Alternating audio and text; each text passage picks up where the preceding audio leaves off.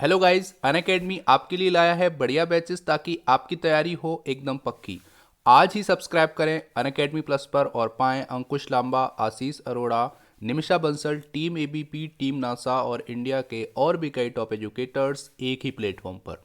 आपको बैचेस बिल्कुल बेसिक से हाई लेवल मिल जाएंगे, प्रैक्टिस और प्रीवियस ईयर क्वेश्चंस के साथ। सारे बैचेस और कोर्स में आपको डेडिकेटेड डाउट सेशन भी मिलेंगे। एक ऐसा मौका जहां आप एजुकेटर्स के साथ लाइव इंटरेक्ट करके अपना डाउट क्लियर कर सकते हैं।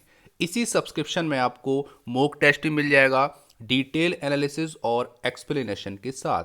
अगर आप बैंक एग्जाम की तैयारी कर रहे हैं तो ये सही मौका है इस अपॉर्चुनिटी का लाभ उठाने का। अपकमिंग बैचेस की लिस्ट आप स्क्रीन पर देख सकते हैं। तो जल्द ही प्लस सब्सक्रिप्शन की फीस बढ़ा दी जाएगी, तो बिना किसी वक्त जाया किए सब्सक्राइब करें अनअकैडमी प्लस पर और इस मौके का फ़ायदा उठाएं।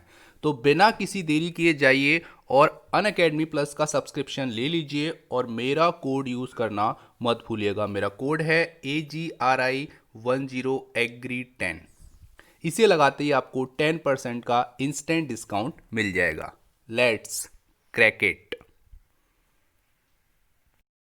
हेलो फ्रेंड्स, आज हम बात करेंगे 7 जनवरी 2021 के इम्पोर्टेंट एग्रीकल्चर करंट अफेयर्स जो एग्ज़ाम के पॉइंट ऑफ व्यू से काफ़ी इम्पोर्टेंट रहने वाले हैं। इसीलिए वीडियो को एंड तक ज़रूर देखें।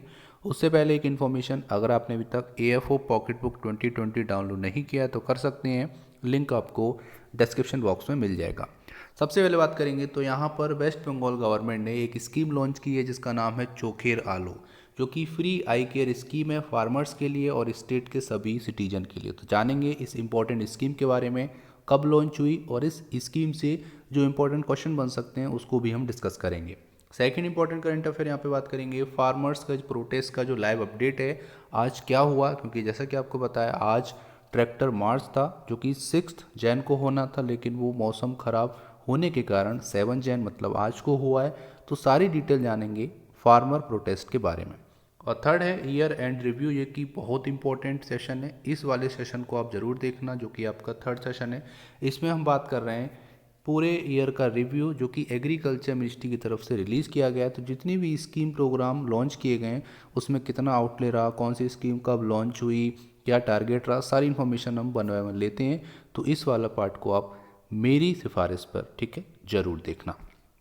सबसे पहले बात करेंगे तो वेस्ट बंगाल ने एक स्कीम लॉन्च की है जिसका नाम है चोखेर आलो। ये स्कीम क्या करेगी, फ्री आई केयर करेगी। जितने भी फार्मर्स हैं या जितने भी स्टेट में सिटीजन हैं जिनको रिक्वायरमेंट है, उनकी आंख में अगर कोई दिक्कत है या फिर उनको बोल सकते हो कैटरेक्ट है मतलब मोतियाबिंद है, तो उसके भी ऑपरेशन फ्री ऑफ कॉस्ट किए जाएंगे वेस्ट बंगाल गवर्नमेंट की सरकार में। और यहाँ पर आपको एक और चीज़ इंपॉर्टेंट बता दें कि ये जो स्कीम है ये चुनाव से पहले के, ठीक है, मतलब अभी हाल ही में चुनाव होने वाले हैं बहुत जल्दी वेस्ट बंगाल गवर्नमेंट में। तो यहाँ पर उससे पहले ये इनिशिएटिव लिया गया है पश्चिम बंगाल की मुख्यमंत्री ममता बनर्जी ने। तो देखते हैं इससे क्या प्रॉफिट मिलेगा, लेकिन ये स्कीम बहुत इंपॉर्टेंट है, इसके बारे में थोड़ा सा डिटेल जान लेते हैं।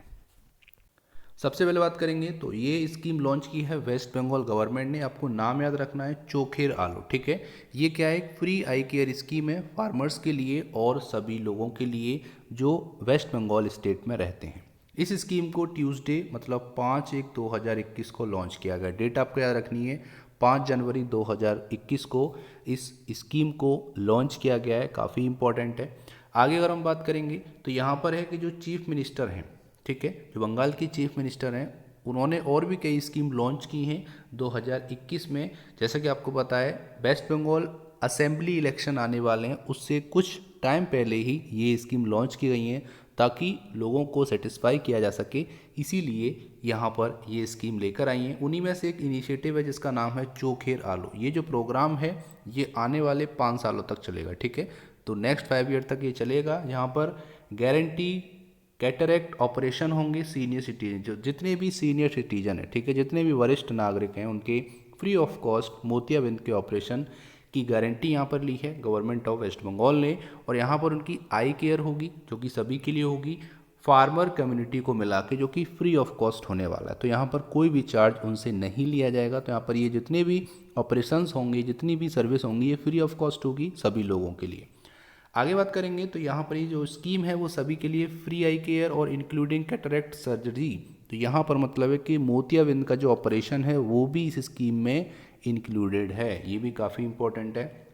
और बात करेंगे तो स्पेक्टेकल्स भी प्रोवाइड किए जाएंगे और आई मॉनिटरिंग की जाएगी इस स्कीम के अंडर में। तो कहने का मतलब है कि इस स्कीम के लॉन्च होने से फ्री आई केयर, उसके साथ साथ मोतियाबिंद की सर्जरी और यहाँ पे स्पेक्टेकल और उसके साथ आई मॉनिटरिंग फ्री ऑफ कॉस्ट की जाएगी गवर्नमेंट की तरफ से वहाँ के लोगों को। आगे बात करेंगे तो इस स्कीम का जो उद्देश्य है वो क्या है, 2025 तक सभी जितने भी लोग हैं जिनको भी प्रॉब्लम है आँखों से रिलेटेड वो सब कवर अप किया जाएगा।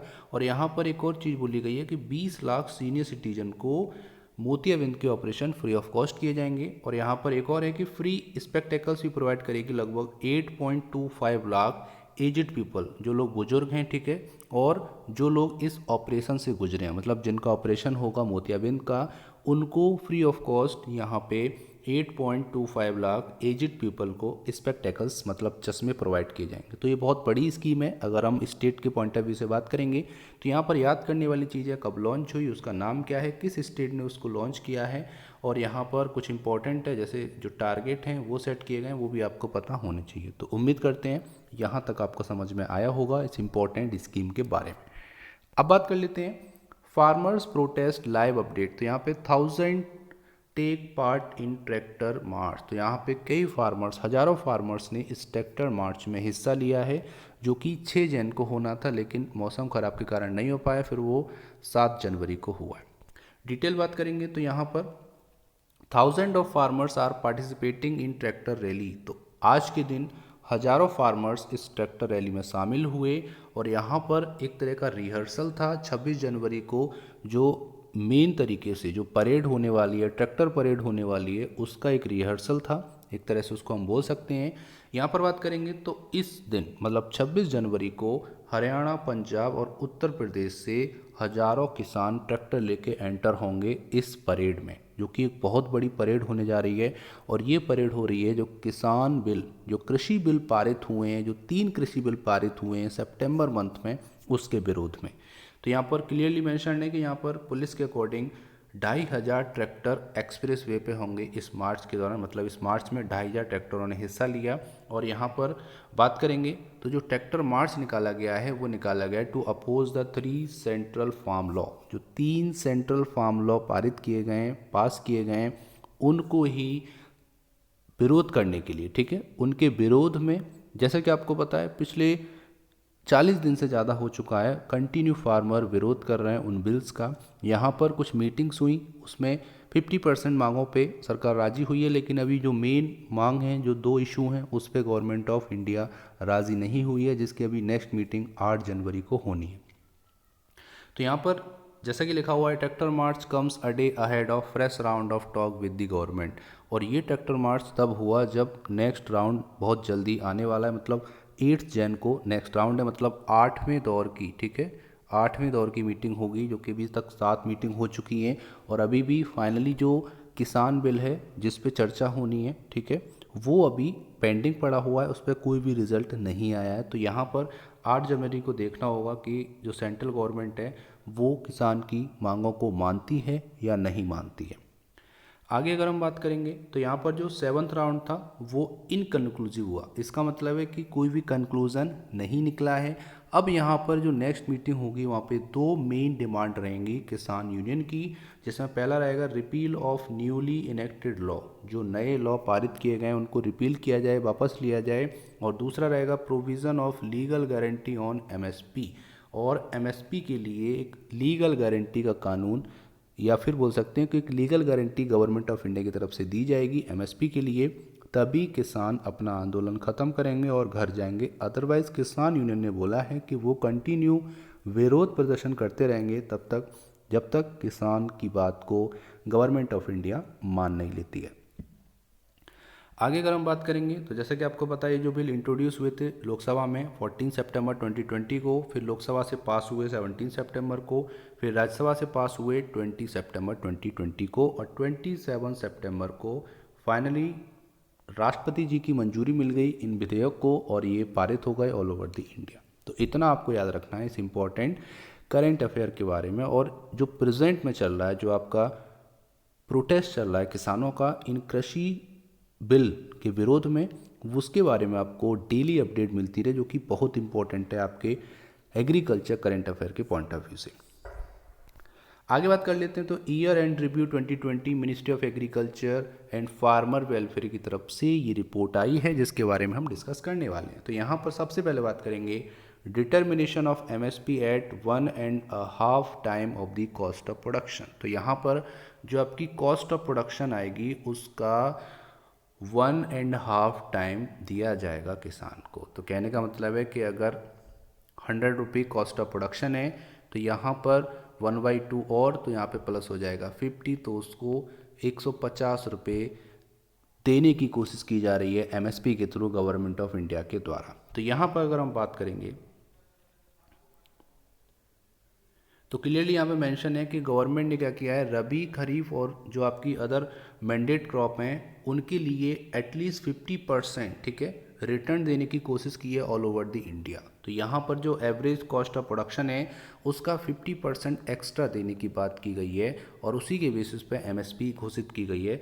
और यहाँ पे 2018-19 की अगर हम बात करेंगे तो यहाँ पे पैडी का जो एमएसपी है वो इंक्रीज़ हुआ है 1868 पर क्विंटल इन 2020-21। तो 20-21 में जो धान का एमएसपी है वो है 1868 पर क्विंटल, जो कि 2013 में कितना था, वो था केवल 1310 रुपये पर क्विंटल। 43% की ग्रोथ देखी गई है अगर हम 2013-14 से कंपेयर करेंगे। तो इतना आपको याद रखना है, ठीक है। एमएसपी को रिकमेंडेशन जो जाती है, ठीक है, वो सीएसीपी देती है, ठीक है, रिकमेंडेशन उसका होता है, और जो डिक्लेयर करती है वो government of India agriculture department करता है, जो कि आपको पता होगा, ठीक है। इतना आपको याद रखना है। अब बात कर लेते हैं सेकंड। तो यहाँ पर है institutional credit for agriculture sector. तो जो आपका जो क्रेडिट फ्लो है एग्रीकल्चर सेक्टर में 2013-14 में हुआ करता था 7.3 लाख करोड़, जो कि बढ़ के 2019-20 में 13.73 लाख करोड़ हो गया। उसको 2020-21 में 15 लाख करोड़ करने का टारगेट अचीव किया गया है, टारगेट सेट किया गया है, ठीक है, जिसमें 2020-21 तक ख़त्म होने तक 15 लाख करोड़ इसको टारगेट को अचीव करना है, ठीक है। तो ये काफ़ी बड़ी उपलब्धि है कि क्रेडिट का फ्लो बढ़ गया है, एग्रीकल्चर सेक्टर में लोग इन्वेस्ट करते हैं ताकि उनको ज़्यादा से ज़्यादा प्रॉफिट मिले। तो ये सारी चीज़ें देखते हुए यहाँ पे नाबार्ड ने भी काफ़ी अच्छे इनिशिएटिव लिए हैं ताकि एग्रीकल्चर में जीडीपी को और ज़्यादा मजबूत किया जा सके।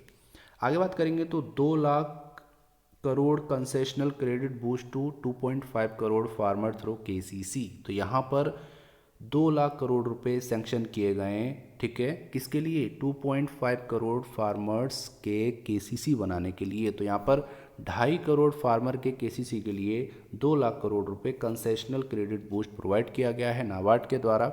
ये भी आपको याद रखना है, ठीक है। ये सब पार्ट हैं आत्मनिर्भर भारत अभियान के, जिसके तहत जो मनी सैंक्शन की गई थी उसमें 2.5 करोड़ फार्मर्स के लिए केसीसी के लिए 2 लाख करोड़ रुपए का प्रावधान किया गया था। इतना आपको याद रखना है। अब बात करेंगे प्रधानमंत्री कृषि सिंचाई योजना, जो कि 2015 में, ठीक है, मैं आपको डेट लिख देता हूँ, 1 जुलाई 2015 को इस स्कीम को लॉन्च किया गया था, जो कि काफ़ी इंपॉर्टेंट स्कीम है। इसका एक कंपोनेंट है जिसका नाम है पर ड्रॉप मोर क्रॉप कंपोनेंट, ठीक है। तो ये प्रधानमंत्री कृषि सिंचाई योजना का ही कंपोनेंट है। इसका एम क्या है, to increase water use efficiency at the farm level through precision micro irrigation. तो यहाँ पे माइक्रो इरीगेशन टेक्नोलॉजीज़ का यूज़ करके वाटर यूज़ एफिशिएंसी को बढ़ाना, ठीक है, फार्म में वाटर यूज़ एफिशिएंसी को इंक्रीज़ करना ही इसका उद्देश्य है। और अगर हम बात करेंगे तो drip and sprinkler irrigation system ये एग्जाम्पल हैं, स्प्रिंकलर माइक्रो इरीगेशन के, ड्रिप और स्प्रिंकलर, इनको और ज़्यादा से ज़्यादा बूस्ट करना है, इनको और ज़्यादा एक्सपेंड करना है ताकि वाटर को हार्वेस्ट कर पाएँ, ठीक है, वाटर को कंजर्व कर पाएँ। अगर हम वाटर को कंजर्व कर पाएंगे तो उसको लाइफ टाइम आगे आने वाले समय में भी हम उसको यूज़ कर पाएंगे। इसीलिए जो मेन लड़ाई है वो है पानी को बचाने की, और पानी को बचाने की बात आती है तो ड्रिप इरिगेशन और sprinkler irrigation is the best example to conserve the water. Next point is additional 50.1 lakh hectare area has been covered under micro irrigation. तो 2015-16 से अभी तक बात करेंगे कंट्री में, तो 2015-16 से 2020-21 तक 50.1 लाख हेक्टेयर एरिया कवर किया गया है माइक्रो इरिगेशन से, मतलब ड्रिप और स्प्रिंकलर इरिगेशन से। और यहाँ पर अगर हम बात करेंगे तो 13,309 करोड़ रुपए सेंट्रल असिस्टेंट प्रोवाइड की गई है। ठीक है, कितना? Central assistance of 13,309 crore to state under PMKSY since 2015-16। तो 2015-16 से 2020-21 तक 13,309 करोड़ रुपए सेंट्रल असिस्टेंस प्रोवाइड की गई है। किनको? स्टेट्स को, राज्यों को। इसके अंडर में प्रधानमंत्री कृषि सिंचाई योजना के अंडर में 2015-16 से अभी तक का ये टोटल है। ठीक है, तो इतना आपको याद रखना है इस इंपॉर्टेंट रिव्यू के बारे में। यहाँ से काफ़ी इंपॉर्टेंट फैक्ट मिल जाते हैं जो कि एग्जाम के पॉइंट ऑफ व्यू से इंपॉर्टेंट होते हैं। तो अब चलते हैं आज के प्यारे क्वेश्चन की तरफ, लेकिन उससे पहले बात करेंगे पिछले वीडियो में पूछे गए क्वेश्चन के आंसर के बारे में। क्वेश्चन था India's first silk training come production centre is setup in which state? Answer है अरुणाचल प्रदेश। तो अरुणाचल प्रदेश में भारत का पहला सिल्क ट्रेनिंग कम प्रोडक्शन सेंटर ओपन किया गया। अब बात करेंगे आज के प्यारे क्वेश्चन की। तो क्वेश्चन है prime minister has launch the किसान सूर्योदय योजना for the farmer of Gujarat on. तो आपको बताना है कि गुजरात के फार्मर्स के लिए पीएम मोदी जी ने एक स्कीम लॉन्च की जिसका नाम है किसान सूर्योदय योजना। तो आपको ये बताना है कि ये योजना किस दिन लॉन्च की गई, आपको डेट बतानी है। तो उम्मीद करते हैं आपको आंसर आता होगा। तो जल्दी से टाइप कीजिए आंसर और भेज दीजिए हमारे चैनल पर। हम आपके वैल्यूएबल कमेंट का बेसब्री से इंतजार कर रहे हैं। तो ये था आज का इंपॉर्टेंट सेशन। उम्मीद करते हैं सेशन पसंद आया होगा, हेल्पफुल लगा होगा। सो वीडियो देखने के लिए धन्यवाद। जय हिंद, जय भारत।